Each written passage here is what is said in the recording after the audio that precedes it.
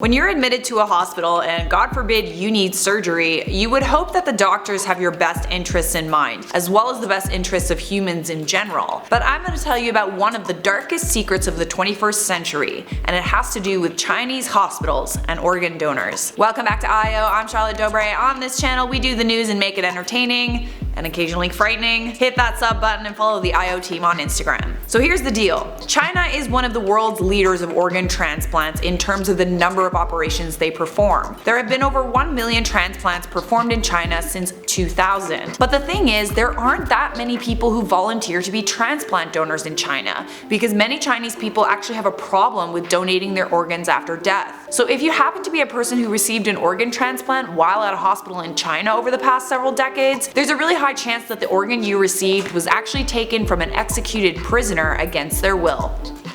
Oh, this is gonna be good, I can tell. See, in China, prisoners are often not menaces to society, at least not how people in other parts of the world would classify a menace to society. They're not rapists or murderers. A lot of the time, Chinese prisoners are prisoners of conscience, who are arrested because of their political or religious beliefs. An example of a prisoner of conscience in China is someone that practices Falun Gong, a Chinese spiritual practice that's basically a combination of meditating, practicing moral philosophy, compassion, truthfulness, and exercise.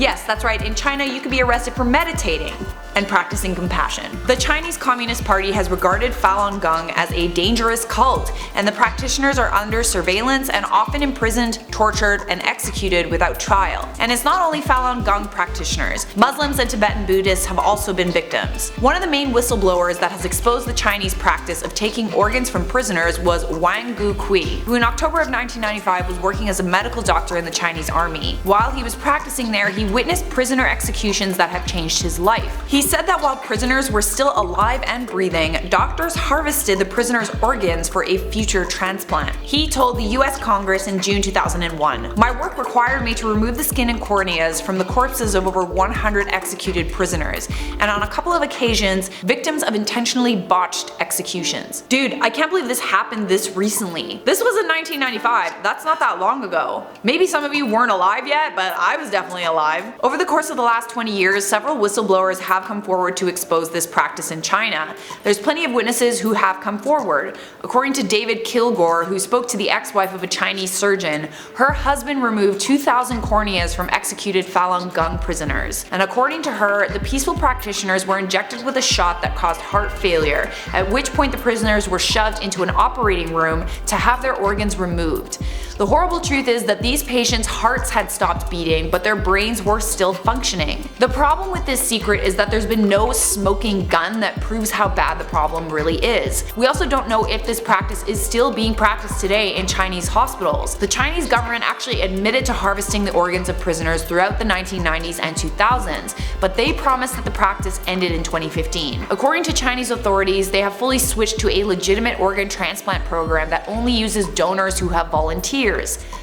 But according to journalists and NGOs, the exact opposite is true, and prisoner organ harvesting still occurs in China to this day. It doesn't help that China isn't being transparent about how many organ transplants they carry out. The number of organs from executed prisoners remains a state secret. According to another study that was published this year in January 2019, showed that there was a systematic falsification and manipulation of official organ transplant data. Not to mention, it doesn't take that long to receive an organ if you're on the list in China.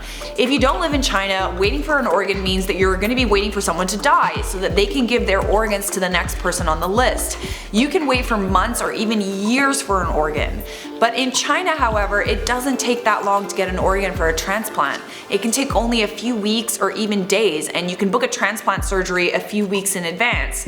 So how is this possible if so many Chinese people aren't okay with donating their organs? Well, the main argument is that China still wrongfully executes prisoners so they can harvest their organs. I can't even tell you how much is wrong with this story. It makes me appreciate living in a society that values freedom of speech and freedom of religion. Let me know your thoughts on this one down there in the comments. For now, I'm gonna lighten the mood with some comment features from our video, Scientists Prove the Big Bang Theory. USD said, "I thought that you left, Charlotte. That's why I stopped watching IO, but today I accidentally clicked on the notification and was really glad to hear your voice." I definitely wouldn't leave IO without telling you guys. So our channel is growing, which means that we're upping the upload count, which means that I can't do all the work by myself, so there's gonna be more than one host. I haven't left, I just don't host every video anymore. LMAO Potato said, if you had an opportunity to interview a celebrity, who would it be?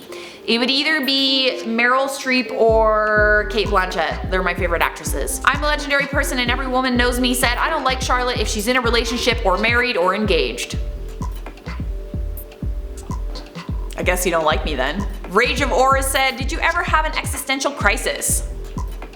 Dude, like every day. Welcome to the end screen. This means the video is over, but if you want to keep watching IO, there's a playlist right over here that you should definitely check out. And obviously you should leave a like, subscribe, and turn on notifications so I can see you in a future IO video.